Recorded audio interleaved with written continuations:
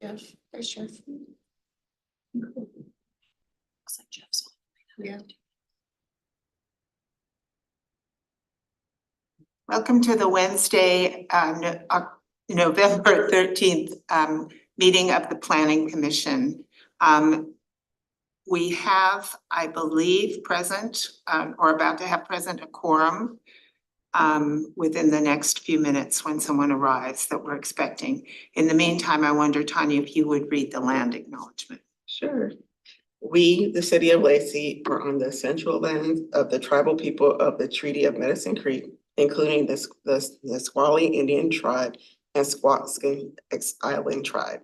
We acknowledge and remember those tribal people not recognized today who were absorbed or relocated into our tribes for survival. We recognize the ancestors and their descendants who are still here. We recognize and respect the tribal people of the Treaty of Medicine Creek as the traditional stewards of this land since time immemorial, and their role today in taking care of these lands in perpetuity. We recognize and have the responsibility to call attention to the histories of dispossession, forced removal, and abridged treaty rights that allow our nation, state, and city to develop as they have today. We recommend that the community members read the Medicine Creek Treaty of 1854. Thank you. Could we please have a motion to approve the agenda and the consent agenda items? So Gail, thank you. Yes. I'm here now. Oh, yay. Thank you. Technology is so amazing until it's not. We're glad you're here, Jeff. All right, so now I do want to declare that we do have a quorum present. There's 5 of us. Kirian will be joining us shortly. So yes, we are looking for a motion to approve tonight's agenda. So moved. I second. Okay, it's been moved and seconded. All in favor? All right. Opposed? Awesome. Okay, and now we're looking for a motion on the October 23 minutes. I move to approve the minutes as published. I second. Any discussion? All right, motion is approved. Okay, on to public comment. Is there anybody here for public comment that is not part of one of the public hearings? It looks like there is, yeah, let me allow her to talk. Hi, Vanessa. Hi there. Can you hear me?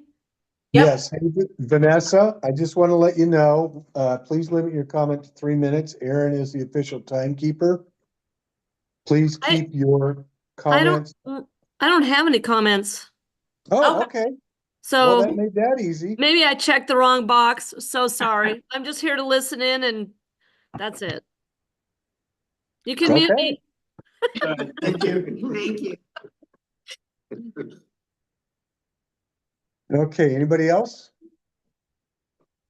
All right, are there any commission member reports? And I'm going to ask you all to hold your hands really high because it's hard to see on this little screen.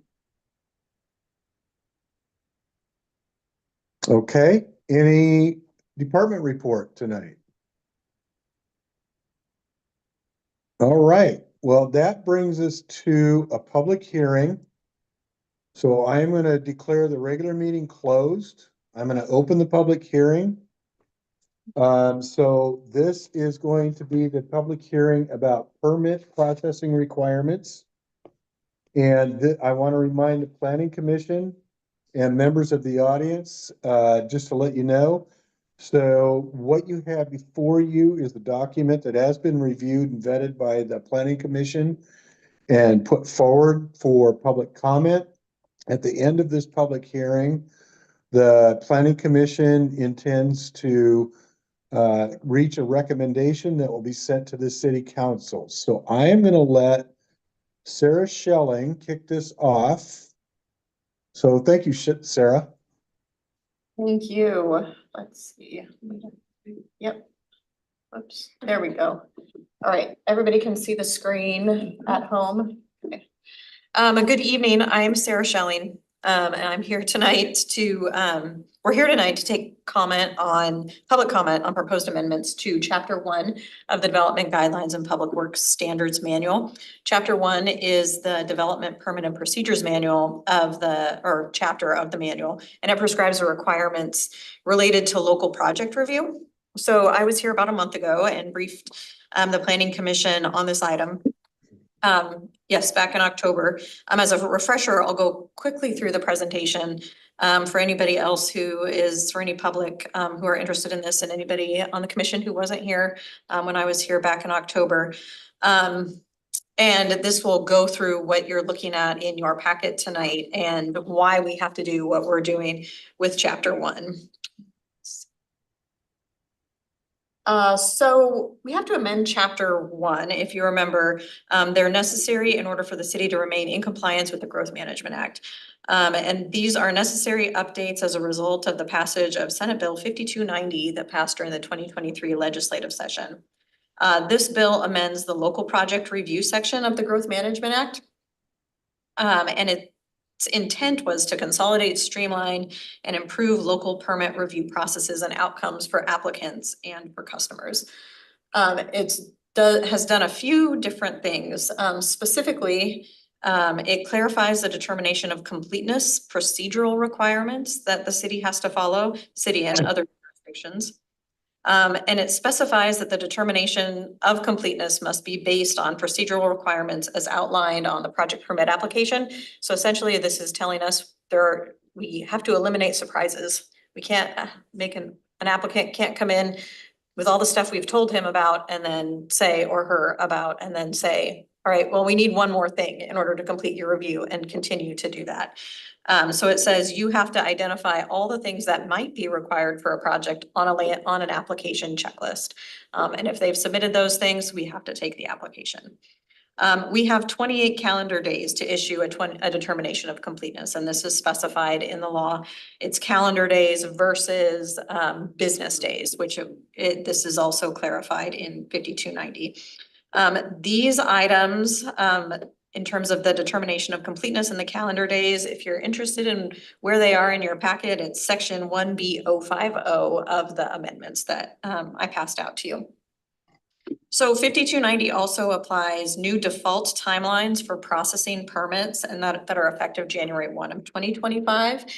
And applies a potential monetary penalty for non-compliance. So if we don't get our permits out in time, there's a refund, a percentage refund requirement that we have to follow unless additional measures have been adopted. And I'll talk a little bit about those additional measures in a few minutes after I talk about the new review timeline. So under Growth Management Act, up until January 1, 2025, jurisdictions have 120 days blanket requirement to issue permits from the time of completeness. If we don't issue the permit, theoretically, we're supposed to write a letter and say, we haven't issued the permit. Here's the reason why we expect to at some point, and no penalties. There's no penalty for the jurisdiction to continue to hold that permit.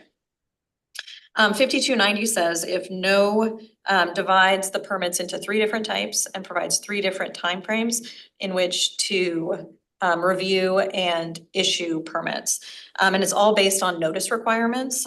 So the first one is 65 days. These are considered minor permits, and these are those where no notice is required. This is the type of permit we would do for a building permit, for civil drawing permits, and some other minor land use applications. Some of those minor permits aren't exactly minor when you start looking at the plan sets. That's just neither here nor there for these purposes, but 100 days if public notice is required for 100 days for permit review if public notice is required. So these are typical land use applications, site plan review, commercial development, multifamily developments. And 170 days if public notice and hearings are required. These are more complex land use projects, quasi judicial reviews, like wetland development permits or conditional use permit applications. These notice requirements are noted in 1C070 of the amendments before you tonight. This section also identifies how review clocks are calculated. So it notes the calendar days versus work days. And it also identifies what timelines can be excluded for permit review. So if there are some times within those 100 days where we've put in writing, we have to stop the clock for additional information, that time that from the date we issued the letter to the time we get those materials back, that is taken out of your project review, so it doesn't count against the city. And finally, as I noted, a minute ago, 5290 imposed monetary penalties if additional measures have not been adopted to further help expedite permit review procedures. So 5290 provides 10 additional measures in the law that are designed for jurisdictions to adopt that would help implement additional permitting efficiencies. If jurisdictions adopt 3 of these measures along with their new timeline requirements, we shield the city from the financial impacts of 5290 and failure to meet permit reviews. Obviously, the intent is to meet the permit review timelines. But the city has, we've looked through this list, staff has identified at least 2 options that the city is already doing to accomplish permit review, at least 2 on this list that we're already doing. The first one is imposing reasonable fees. We do charge permit fees for all our reviews to cover the cost of review, the cost of permitting or the cost of inspection, and some other administrative costs associated with permit review. So we feel like the city's adopted fee schedule meets this standard within 5290, and we can include this as one of our 3 options. Second, we've adopted zoning regulations that make housing types in zones where housing is permitted outright uses. So this is just saying if you're permitting housing in zones where housing is permitted, don't make them go through a conditional use permit process, an extended process in order to permit housing. This is a way I think that's trying to address long delays in housing permitting. So the city has already adopted this provision. The third provision that's in your packets tonight, or it's been included in the amendments, is related to meeting with the applicant during permit review, particularly if we have applicants who are having trouble meeting our requirements for submittals or their plans aren't quite right. I think this is going to be particularly a particularly important opportunity for building plan review, because those tend to be the ones that we have some challenges trying to get the plans to meet the requirements of our code. So what this says is if the city requests additional documents 2 times, after that second time, you have to schedule a meeting with the applicant, discuss what's missing. And by that third time, by the submittal of that third document, we have to issue a decision within 14 days. Likely that would be an approval. That may mean that it's a denial of an application. But what this is intended to do is have the city and the applicant meet face to face and really talk about what's required so that we can get to a permit decision for the applicant. So this third option is noted in 1C030 and 1C040 of the amendments before you tonight. So that summarizes the chapter before you and why we're here tonight. The next steps to compliance, again, we have to update our permit timelines by January 1st of 2025. The first step or the second step is this planning commission meeting. And then it would need to move to council for adoption in December. So what we're looking for tonight is a recommendation from the planning commission to forward this to council for their review in December. With that, I'm going to turn it back over to the planning commission, and I'm happy to discuss any questions, comments, concerns at this time. Okay. First of all, are there any members of the public that wish to comment on this? Is there anybody in City Hall, Aaron? No. Okay. And is Vanessa the only member of the public online? Yes. Okay. So Vanessa, do you have any comments on this?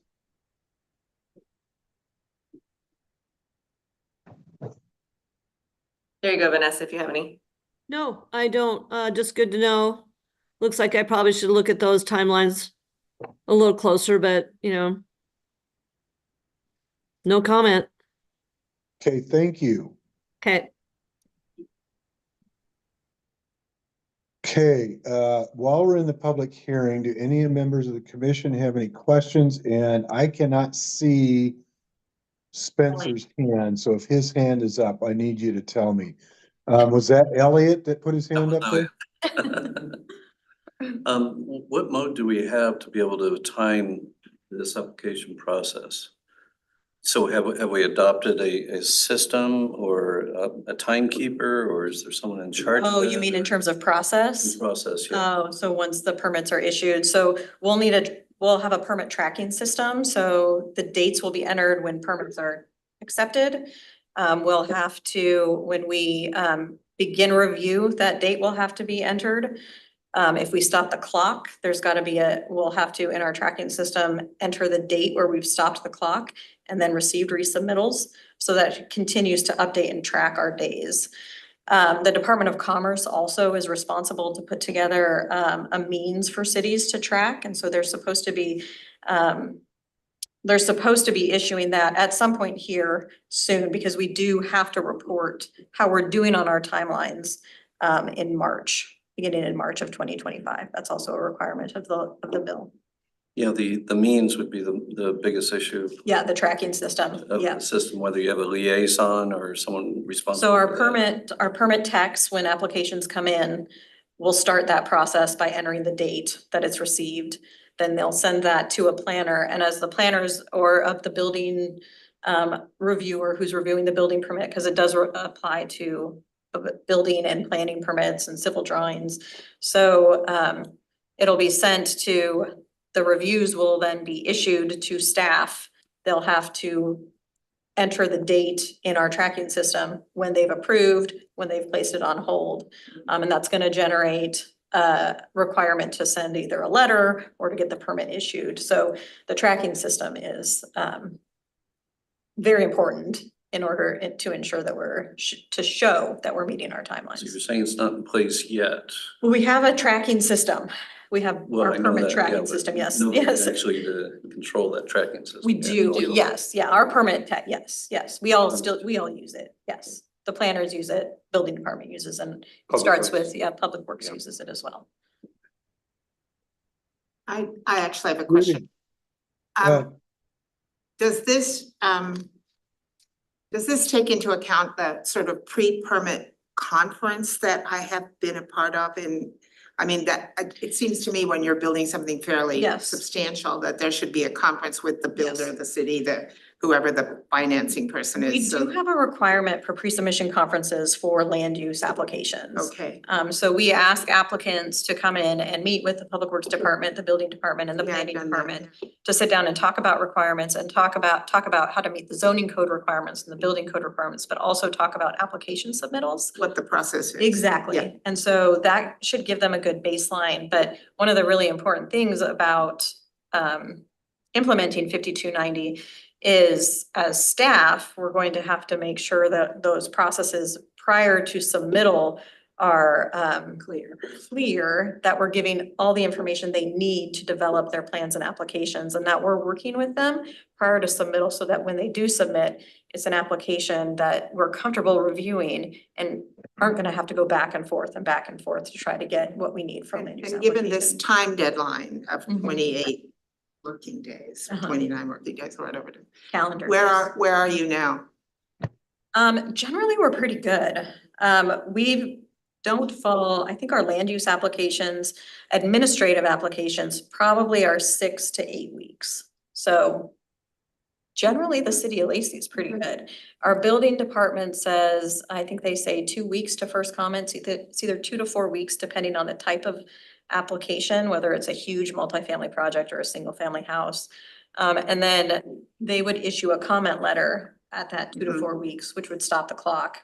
Yeah. We'd get resubmittal, it would start the clock again, so. So this is not it's a shortening of the timeframe, but it's not a terrible squeeze for staff. It doesn't seem like it will be a terrible squeeze for staff. Thank you. Mhm.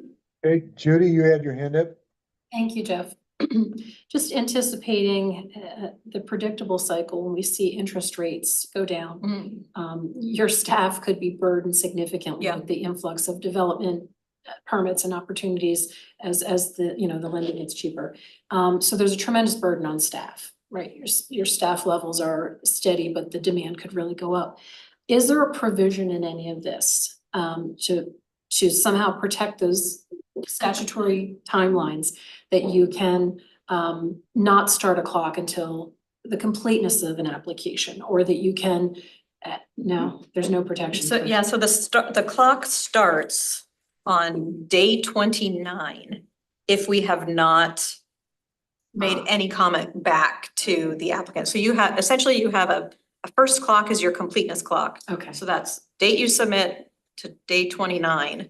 That's your initial review. At day 29, your 65, 100 or 170 day clock starts. it's going to get busy. It could, yes, yes, Yeah. yes. And those are things we have to keep track of and then report, you know, as the year goes on to the city manager. So, Okay, does Spencer have his hand up? Nope. All right, thank you, Sarah. I'm gonna close this public hearing, reopen the regular meeting. And this is the time where I would be looking for a motion for a recommendation to the city council on these changes. I would move that we forward this to the city council and recommend approval. Second, Okay, thank you. So any further discussion on the part of the planning commission? All right, all those in favor? I, Any opposed? Wonderful. Thank you so much, Sarah. thank you. Thank you, everybody. Thank you, sir. All right, now I'm gonna close the regular meeting and I'm gonna reopen the public hearing.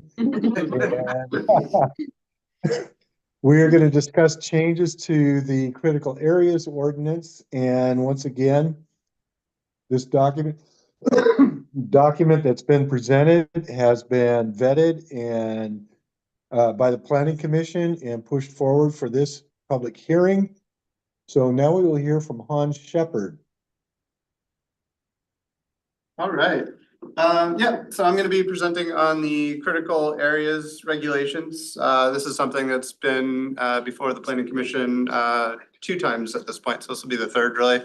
And this is a requirement of the Growth Management Act. It was last updated in 2017.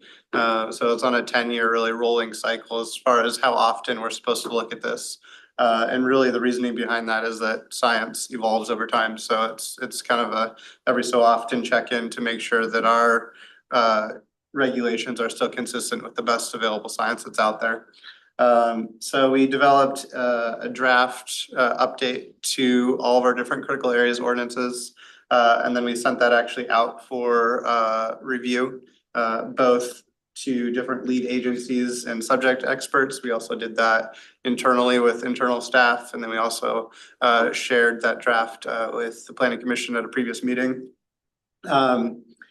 We then received comment back from internal staff, from you guys, from all the different agencies that really are kind of the subject experts on all of these different topics that are covered within the critical areas ordinances. For reference, the topics covered within critical areas include wetland areas, habitat conservation areas, flood hazard areas, aquifer recharge areas, and geologically sensitive areas.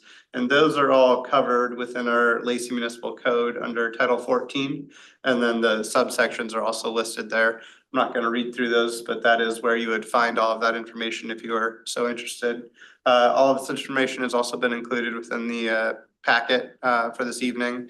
That includes all of the comments back from those different agencies, the draft as it's currently written, and all other associated materials that are included as part of that initial draft submittal. And then kind of as a summary of where we're at today, so we've done all of those reviews, we sent it out to Commerce, we received Commerce's review and guidance back. We did the internal review, so that really kind of brings us to where we are today, which is the public hearing and then potential planning commission recommendation. But yeah, if you have any questions on any of that information, I'd be happy to answer that. Otherwise, we'll kick it back over to Jeff. All right, so first of all, there's nobody inside City Hall. I'm gonna ask Vanessa again if she has any comments on this. Yeah, Vanessa. No, I do not. All right, well, we appreciate having an audience, so thank you very much. You're welcome. All right, while we're in the public hearing, do any of the commission members have questions for Hans? All right, I'm gonna close the public hearing, reopen the regular meeting. And I'm looking for a motion for a recommendation to city council on the changes to the critical areas ordinance. So moved, recommend approval. Second. All right, moved and seconded. Thank you. Do any planning commission members have any further discussion? All right, all those in favor? Aye. Opposed? Wonderful. Thank you, Hans, so much. Thank you. So we have no new business, but before we go on, I want to show you guys my beautiful fashion. Keep Tom here all night. It's becoming all the rage. Should we all get one? Yes, you should. Good. I'm jealous. They pushed mine out. I just can't stop looking at the bison horns on either side of your head. Yeah. That is a Scottish Highland cow. And we saw that picture. I don't even remember where we saw it, but Marin had to have it. So brought him home and named him Ferdinand. It just fits perfectly though. It's really quite lovely. Yeah, if you could shift just. You mean because I'm full of bull? There you go. How do you feel? I feel good. I'm a week out and I'm pain-free for the most part. Good. Yeah. So I'm getting off the Oxy and trying to manage it with Tylenol and moving forward. Right. Okay. Old business. Tom, we're gonna discuss public works standards updates.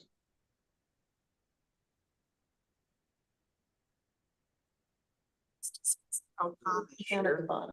I'm sorry. Tom is gonna do this.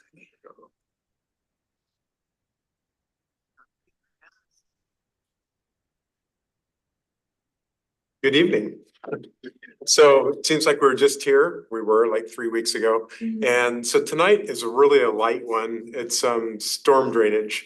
And in the storm drainage chapter, there really wasn't much in the changes. What we've decided to do is with this version of the development guidelines, we're taking out redundant items and we're getting rid of things that a lot of the general comments that were in there that they didn't really belong in a design manual that's gonna just say, here's how you design. You'll notice like if a couple of the comments that were taken out there are kind of like, they don't really make sense to be here. So that's really it for a recap tonight.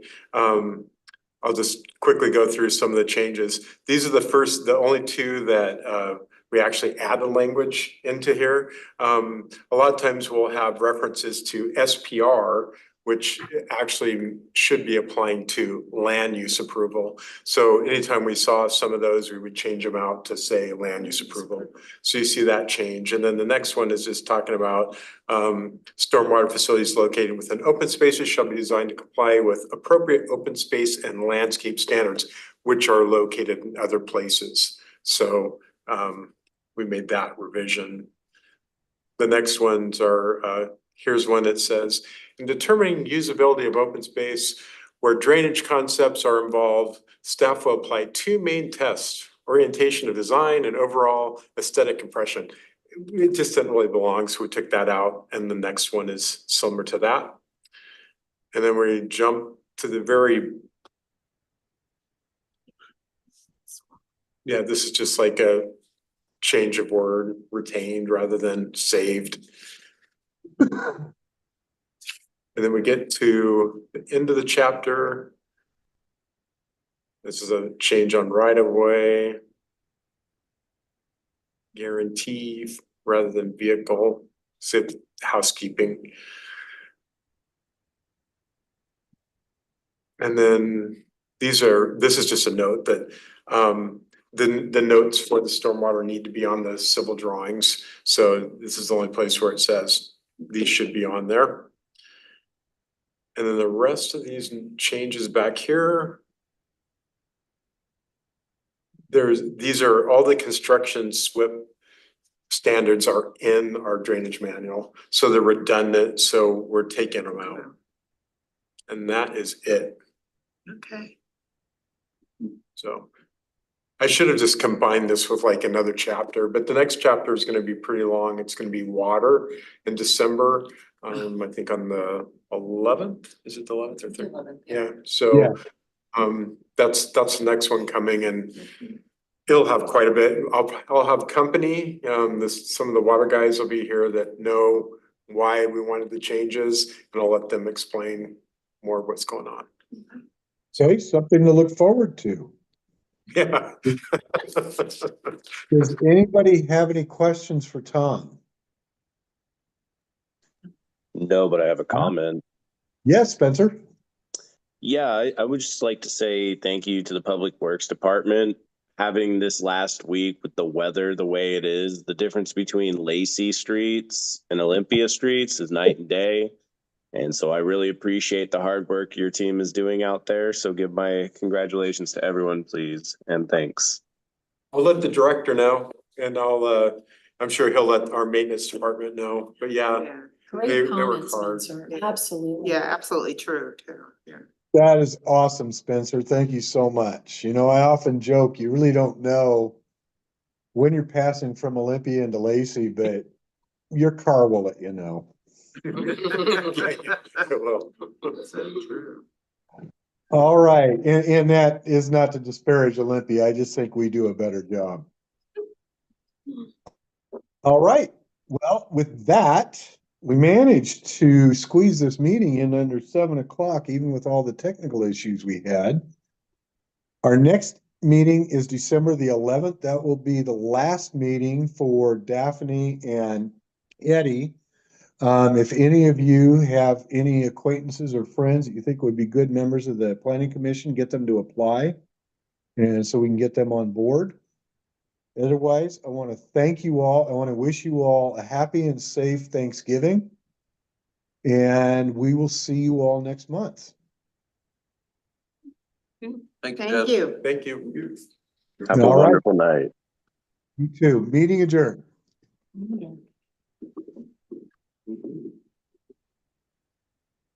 No.